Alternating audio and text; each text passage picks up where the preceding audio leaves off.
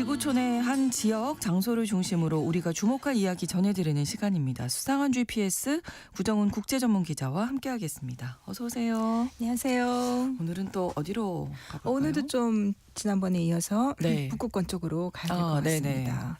날도 추운데 네, 어울리죠. 뭐. 네. 스웨덴의 최북단, 아주 그 오. 북서쪽 북쪽 끝에 있더라고요. 북동쪽에. 예, 거기에 있는 작은 도시 키루나라는 곳입니다. 네. 그 북극에서 145km, 굉장히 춥겠죠? 네. 여기가 이 면적이 한 2만 제곱킬로미터예요. 이 지역 전체로 보면은. 그래서 뭐 꽤 큰 지역인데, 근데 사실 도시라고, 이 지역은 그렇고 이 키루나라는 곳은 이제 도시라고 하기도 힘든 한 인구가 한 16,000명 정도더라고요. 그런 네. 마을입니다.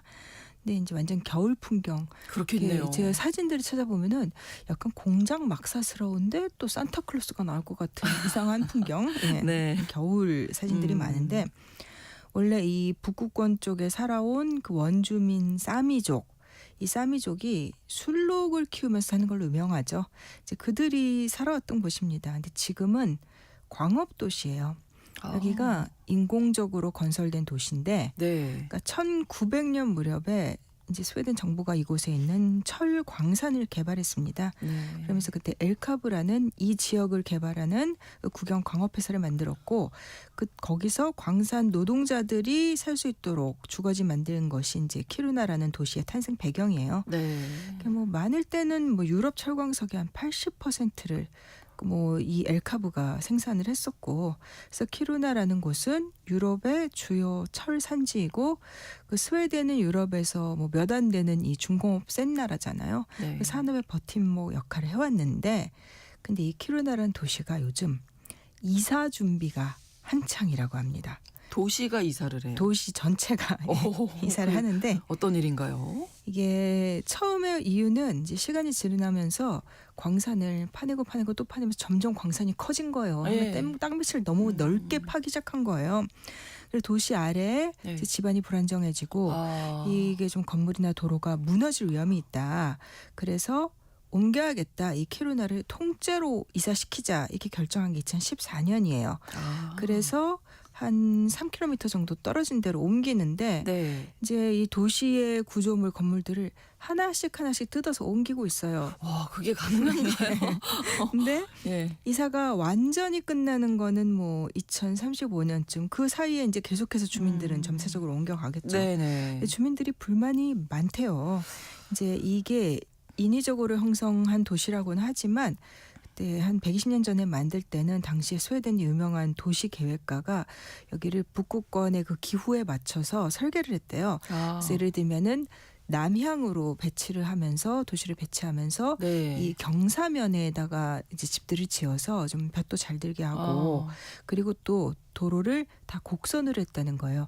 이 직선도로 뚫려 있으면 바람길이 되잖아요. 막 바람 쌩쌩 부는 거를 막으려고. 예. 그렇군요. 근데 이번에 이사 가는 곳은 고층 건물들을 더 많이 짓게 돼서 일조량이 적고, 그다음에 직선도로다. 그래서 주민들이 거기 새로 지어지고 있는 도시의 광장을 뭐 그 현지 언론들 보도를 보니까 피투성이 바람 통로 이렇게 부른다고, 너무 심하다 뭐 이런 얘기를 한다고 하더라고요. 그렇군요. 주민들이 이제 이주를 전체적으로 하게 되고, 광산 개발은 또 계속되는 거고, 예, 이제 그대로 가는 거니까요. 예, 근데 처음에는 이게 철광 산지로 시작을 했는데, 네.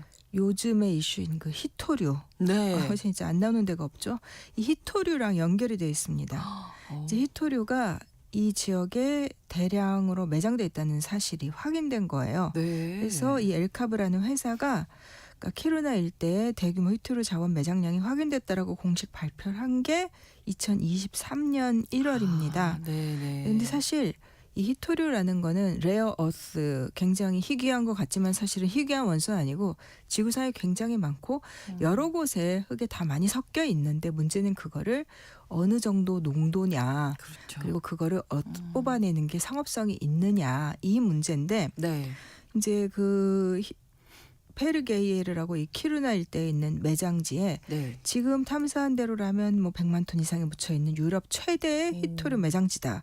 이 회사 측의 발표는 그렇습니다. 네. 뭐 그리고 다른 그 주변에서 좀 계속 탐사를 하고 있는데 이제 이 회사 쪽에서는 이제 그 2023년에 발표를 하면서 뭐라 그랬냐면 이 지역 사회, 스웨덴 국민, 나아가 유럽과 기후 환경 모두에게 좋은 소식이다. 예. 그러니까 광산 없이는 전기차도 없다. 음. 이 히토류 이것들이 이제 전기차 배터리라든가 그렇죠. 뭐 풍력 터빈 같은 데 많이 중요하죠. 쓰이잖아요. 네네. 그래서 아주 이렇게 원대한 포부를 밝혔습니다. 네, 사실 그동안에는 유럽 자체에는 히토류 매장이 별로 안 돼 예, 있다. 예, 세성이 없어서 네. 사실 지금 채굴량이 전혀 없습니다. 네. 전혀 없고 근데 사실 이게 유럽뿐만 아니라 이 세계 히토류는 거의 중국이 독점이나 그렇죠. 다름없죠. 뭐 네. 채굴에서 한 80%, 가공은 뭐 거의 90에서 중국에서. 100%를 네. 중국이 하고 있기 때문에 유럽도 그 의존도 높은 거 계속 그거를 걱정을 해왔는데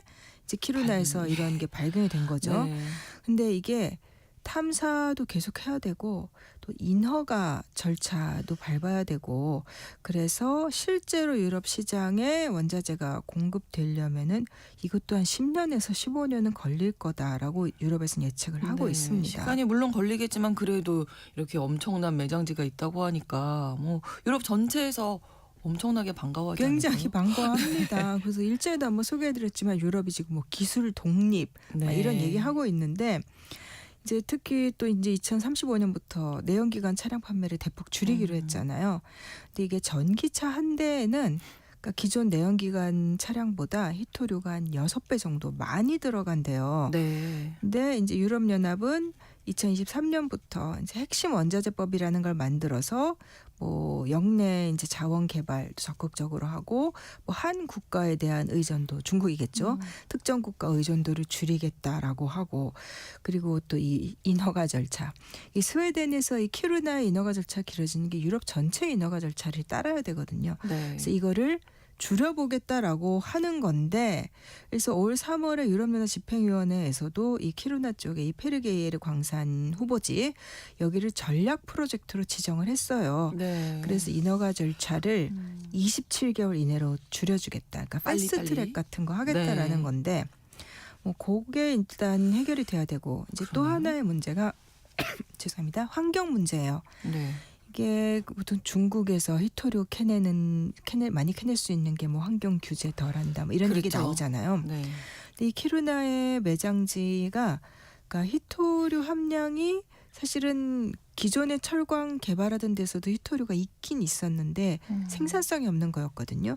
근데 이번에 이렇게 확인된 거에서는 이 기존의 철광 산지에 비해서 뭐 히토류 함량이 뭐 10배 높고 그다음에 그 비료 같은 거 많이 쓰는 인 매장량이 높다고 해요. 네. 그래서 이 회사 쪽에서는 인하고 히토류하고 거기서 또 불소도 있는데 이런 거를 같이 추출해서 같이 가공하고 이렇게 순환형 단지를 만들겠다는 거예요. 순차적으로 개발하고 채굴하는. 네. 근데 이게 히토류를 깨낼 때 이제 부산물 흙이라든가 다른 이제 그런 것들을 이제 주로 묻어버려요. 그러다 보면은 결국은 이제 환경 파괴가 심해지는데 그렇죠. 부산물들까지 활용을 해서 이제 지속 가능한 광업 사이클을 만들겠다는 게 이 회사의 계획입니다. 그래서 또 그 이웃한 이 노르웨이 기업하고도 합작을 해서 네. 이들의 말을 빌면 혁신적이고 지속 가능한 히토류 분리 기술을 상용화하겠다.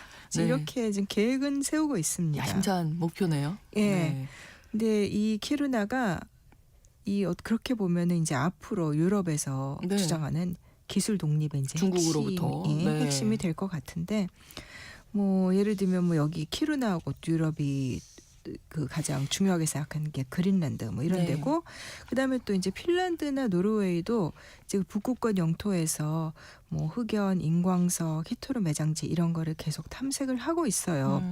근데 이게 어디에 지질에 뭐가 포함돼 있다. 요거를 찾는 거는 진짜 첫 발자국에 불과하고 네. 그러니까 이거를 고순도의 어떤 그렇죠. 바로 원자재로 쓸 수 있게 하는 거. 네. 이 공정, 이 기술 자체가 중국과 세계가 지금 싸움을 벌이고 있는 또 하나의 전장인 거예요. 네. 이 유럽은 지금 히토류를 고순도 제품으로 정제하는 설비 기술 이거 전체가 다 모자라는 상황입니다. 그래서 유럽에서 채굴된 광물조차도 종종 중국으로 보내서 정제하고 있는 이제 지금 기술이 없으니까. 근데 유럽이 언제 이렇게 됐나 싶은데 지금 그러니까요. 그런 처지라고 해요. 정제 기술이 중요하다. 예, 그 예. 기술을 갖는 것이. 근데 얼마 전에 트럼프 정부가 공급망을 미국 중심으로 재편하겠다라면서 팍스 실리카 이런 선언도 예. 했잖아요. 자, 이름도 참 팍스 로마나, 네. 팍스 아메리카나, 팍스 실리카.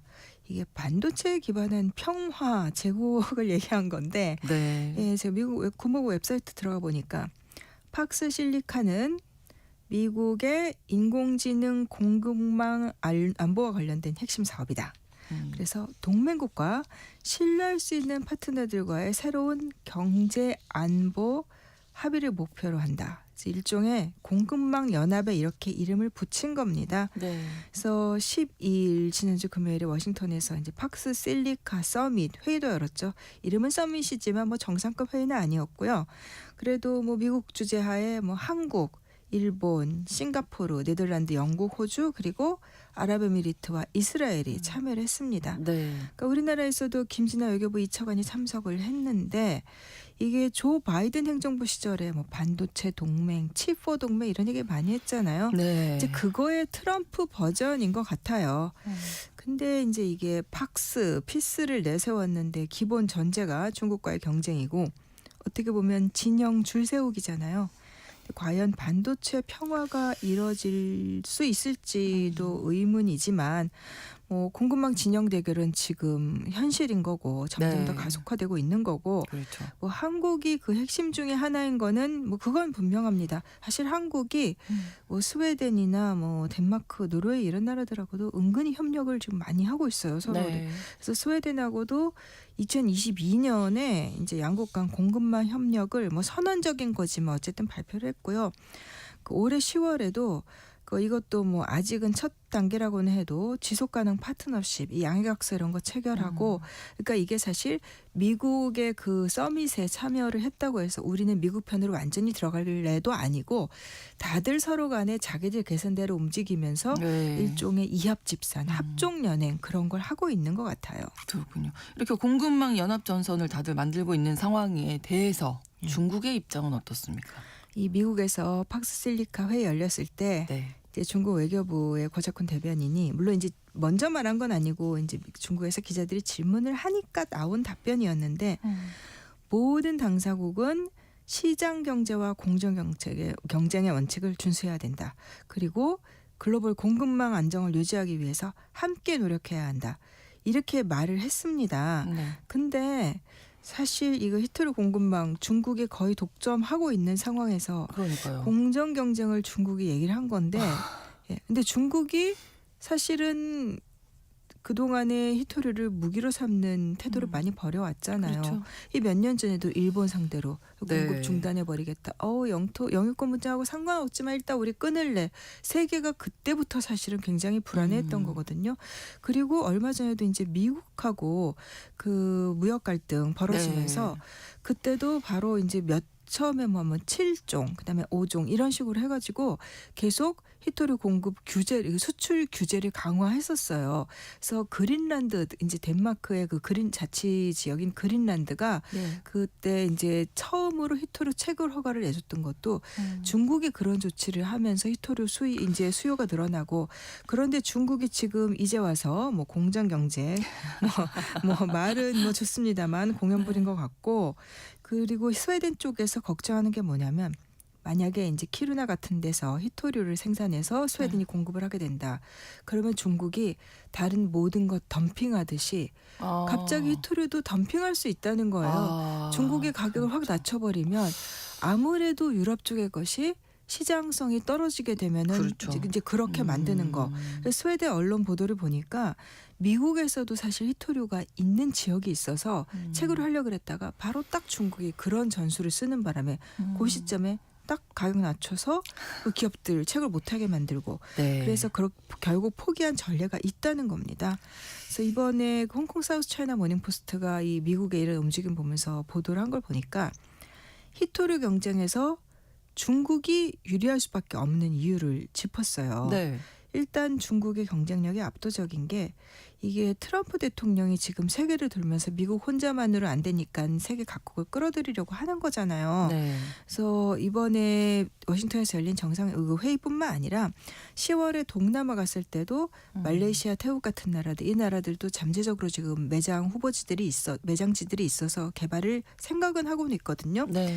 그 나라들하고 히토류 공급망 관련해서 뭐 합의를 했고 그다음에 11월 초에는 우즈베키스탄, 카자흐스탄 등 이 중앙아시아 5개국 정상들하고 워싱턴에서 이제 회담을 하면서 네. 이때도 또 공급망 강화 파트너십 이런 걸 약속을 했습니다. 그런데 뭐 동남아에서 뭐 아프리카, 라틴 아메리카까지 사실 미국이 그동안에 이 자원 보유국들한테 그렇게 잘해준 건 아니잖아요. 예. 특히 트럼프 정부는. 그렇죠. 근데 이 나라들과 긴밀한 관계를 가져왔고 지원을 많이 해줬던 거는 누가 뭐래도 이거는 중국입니다. 중국이죠. 네. 그래서 그런 나라들하고 공급망의 잠재적인 후보국들하고 중국이 더 가까운 문제하고 그다음에 중국이 이제 핵심 병목 지점, 핵심 기술을 다 장악하고 있는 거. 이래서 역부족일 거다라는 분석이 좀 있습니다. 쉽지는 않겠네요. 예. 많이 매장된 걸 예. 발견을 했지만 예. 자 이런 전 지구적인 어떻게 보면 다툼, 싸움 속에 이 키루나 처음으로 돌아가 보면 스웨덴의 작은 마을 키루나 사람들은 지금 이사를 가야 그 사람들은 상황이고요. 이사를 가서 새 마을로 가게 되면 새 도시가 뭐 겨울 평균 기온이 지금 기존 마을보다 10도는 낮다라고 했는데 그래요. 예. 근데 더 안타까운 거는 그 사미족 원주민들입니다. 네. 이 라플란트라고 하는 북극권 드넓은 지역에서 대대로 술록과 함께 살아왔는데 네. 이 그 페르게이에라는 이 히토르 매장지 주변에도 네. 이 사미족 마을이 있어요.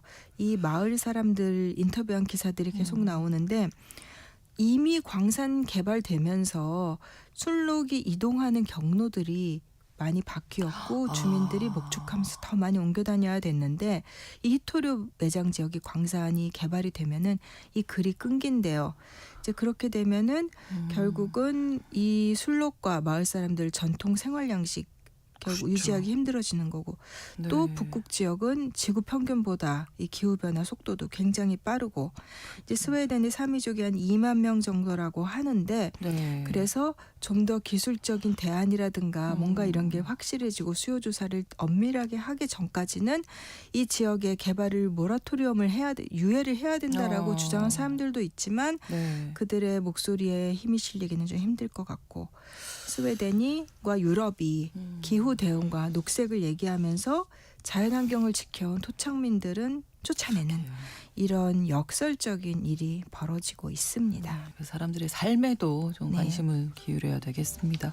수성한 GPS 구정은 국제전문기자와 오늘도 함께했습니다. 고맙습니다. 감사합니다. KBS 라디오 신성원의 오늘 세계는 마치겠습니다. 다음 주 월요일 오전 11시 5분에 다시 뵙겠습니다. 고맙습니다.